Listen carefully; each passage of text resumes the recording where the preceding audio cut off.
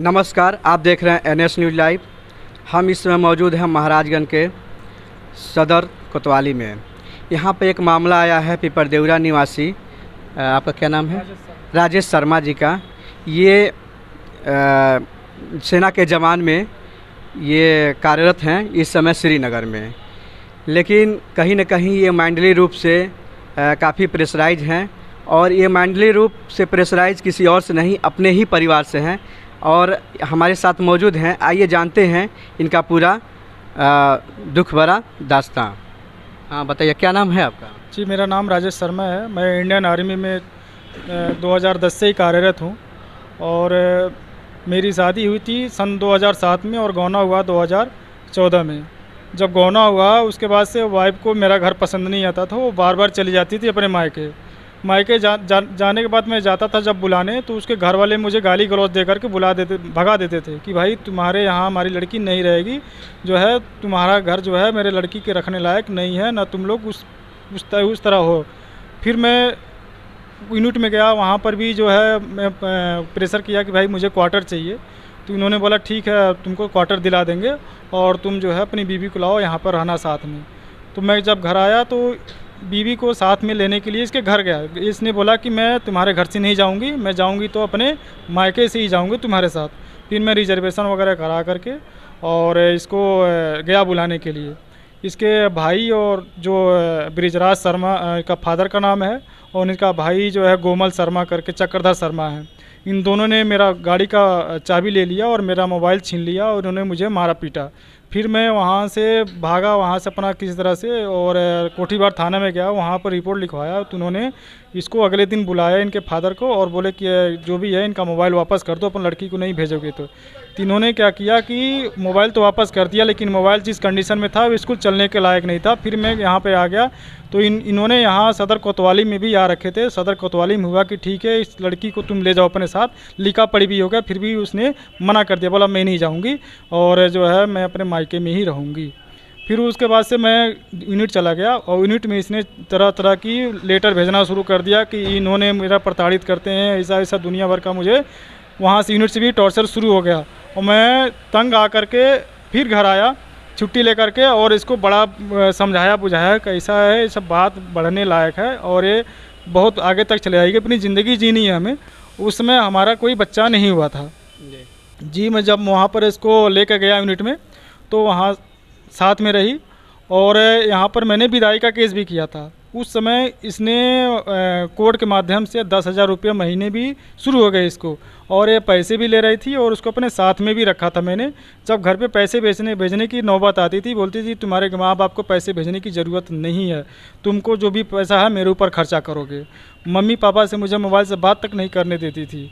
फिर मैं बड़ा मुश्किल से वहाँ 4 महीने 5 महीने रहता था इसके साथ, और छुट्टी लेकर आता था तो यहाँ पर जो भी रहता था तो अपने मायके चली जाती थी, मेरे घर पे नहीं आती थी। बोली तुम्हारे घर में नहीं रहूँगी, मैं रहूँगी तुम्हारे साथ ही रहूँगी, तुम्हारे माँ बाप को छोड़ दो। जब मैं वहाँ पर गया तो एक बच्ची हुई, जो बच्ची यहाँ पर अपना गोरखपुर एयरफोर्स हॉस्पिटल में पैदा हुई, और वहाँ से फिर मैं बच्ची को लेकर रहा। बच्ची को रखने के बाद जब मेरी पोस्ट कुछ ज़्यादा ही टॉर्चर कर दिया जालंधर मिलिट्री हॉस्पिटल में, तो मुझे लास्ट में जाके जहर खाने की नौबत आ गई। मैं जहर खाया, और उसके बाद से मैं साइकेट्रिक वार्ड में 58 दिन तक एडमिट रहा। वहाँ से जब डिस्चार्ज आया तो ये मेरे क्वार्टर में रह रही थी, और इसने मेरा पूरा सामान वहाँ से ले करके भाग गई। इसने हाल चाल भी नहीं ले आया कि तुम ठीक ठाक हो कि नहीं हो। फिर मैं वहाँ से मेरी पोस्टिंग चली गई, मैं श्रीनगर में गया, और जो है वहाँ पर इसने लेटर लिखना शुरू कर दिया, ये मेरे को साथ में लेकर के नहीं जा रहा है। अब वहाँ पर सरकारी क्वार्टर अथराइज नहीं है, मैं उसको कैसे लेके आऊँ? कल की घटना है, मम्मी को जो यहाँ पर मेरे घर में रह भी रही है, मम्मी पापा को घर से बाहर निकाल दिया है, और माँ बाप जो है पुराने खंडहर में रह रहे हैं, जो अपने लिए इन्होंने घर बनाया उसमें रह ही नहीं रहे हैं, और इनको कल इसने मार दिया। मारने के बाद जब मैं आज समाधान दिवस में आया हूँ, तो यहाँ पर बोल रही है कि न साथ रहूँगी और न साथ छोड़ूंगी, रखूँगी भी नहीं और रहूँगी भी नहीं। अभी मैं क्या करूं, लास्ट मेरे पास ऑप्शन यही है कि सुसाइड करने का। मैं लास्ट में सोच रहा हूं, भी मैं इतना स्ट्रेस में हूं कि मेरे पास कोई ऑप्शन ही नहीं बच रहा है। अभी ड्यूटी जाऊंगा तो मेरा कोई भरोसा नहीं है, मैं क्या कर सकता हूं। नहीं नहीं, आप ऐसा न करिए, आप लोगों को देश की बहुत ज़रूरत है। लेकिन एक आरोप लगा रही है कि आपने दूसरी शादी कर रखी है, इस पे क्या सत्यता है? जी, ये आरोप हर बार लगाती है। ये आरोप इसने 2018 में भी आरोप लगाई थी और इसने फ़ोटो भेजी थी वहाँ पे भी।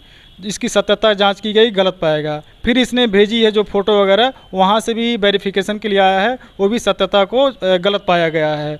और ये इसका भाई जो है कंप्यूटर सॉफ्टवेयर का वो जानकार है, वही पूरा ये सब कारनामा करता है। कहाँ के रहने वाली है? जी, ये है ग्राम डढ़ौली, पोस्ट गिरमा, सिसवा बाज़ार, कोठीभर थाना। अच्छा अच्छा। उसका क्या नाम है? जी, पत्नी का नाम है रीना देवी, इसका बाप का नाम है ब्रिजराज शर्मा।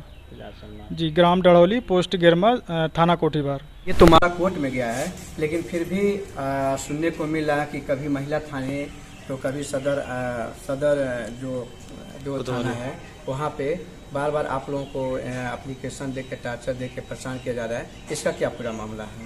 जी, जैसे ही कोर्ट में मामला चल रहा है, जो हमारे मदर फादर ने मकान बनवाया है, इसने ज़बरदस्ती वहाँ पर आ रही है और ऊपर से खर्चा भी ले रही है। जब माँ बाप हमारे उस घर में जाते हैं तो कुछ न कुछ कोर ले करके उनसे जो है लड़ाई झगड़ा शुरू कर देती है।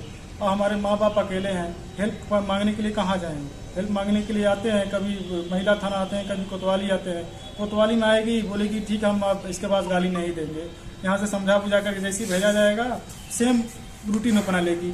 ये डरते डरते जाते हैं घर पे, अपने घर भी नहीं जा पाते हैं लोग। घर में क्या करती, कभी कोई ताला मार देती है, जाओ तुम बाहर ही रहो। अभी लोग जो है इधर उधर भटकते हैं, डेली आना जाना, कभी उस चौकी में जाना, कभी उस चौकी में जाना, और झूठ में आके एलिगेशन लगा कि ये लोग खुद ही हम उसको मारे हैं। उसके माँ बाप से आप शिकायत किए होंगे, उसके घर वाले तो आएंगे, कुछ बोले ही होंगे, या कोई आपके नात रिश्तेदार हैं या उसके जो भी अगुआ होते हैं जो लगा दे बातें हैं शादी का, उनसे कभी शिकायत किए या उसके माँ बाप से कभी आप शिकायत किए हैं? उससे क्या वो सब उन लोगों की तरफ से क्या प्रक्रिया हुआ है? जी, कल की ही घटना है। कल क्या हुआ कि जब इसने मेरी मम्मी को मारा तो मम्मी ने क्या किया, उसके भाई के पास फ़ोन लगा। उसके भाई ने उल्टे ही उसका सुनने के बजाय ही इनको भद्दी भद्दी गालियाँ शुरू कर दिया। इतनी गंदी गंदी गाली दे दिया कि मम्मी जो है बोल नहीं पा रही हैं। और जब मैं फ़ोन कर रहा हूँ तो मुझे भी गद्दी बद्दी गाली दे रहे हैं। मैं उनको वही समझाने के लिए फ़ोन कर रहा था कि ये सब करना उचित नहीं है। अगर कोर्ट में केस चल रहा है, आपको रूम दिया गया है, तो कोर्ट जो डिसाइड करेगा उसके बेस पे जो आगे होगा कार्रवाई करिए। आप जो है बिना वजह के माँ बाप को गाली देना, टॉर्चर करना। उसके जो फादर हैं वो खुद हमारे घर पे आकर के पापा को बोलते हैं तुमको मार डालेंगे, काट डालेंगे। हम 2 भाई हैं, दोनों भाई घर पे नहीं रहते हैं, कोई गार्जियन रहता ही नहीं है। मदर फादर हैं, वो बूढ़े हैं, उनका कौन देखेगा? काफ़ी कहीं न कहीं ये मेरे पास शब्द नहीं है कि मैं क्या बोलूं। इनकी दुख भरी दास्तां सुन के कहीं न कहीं जो इनके साथ अन्याय हो रहा है ये काफ़ी गलत हो रहा है। और मैं अपने चैनल के माध्यम से मैं गुजारिश करता हूं, जहां भी इनका केस चल रहा है, कि जल्द से जल्द इनके केस को हम सॉल्व किया जाए। इसी सब बातों के साथ NS न्यूज़ लाइव महाराजगंज से नरसिंह पद जाए।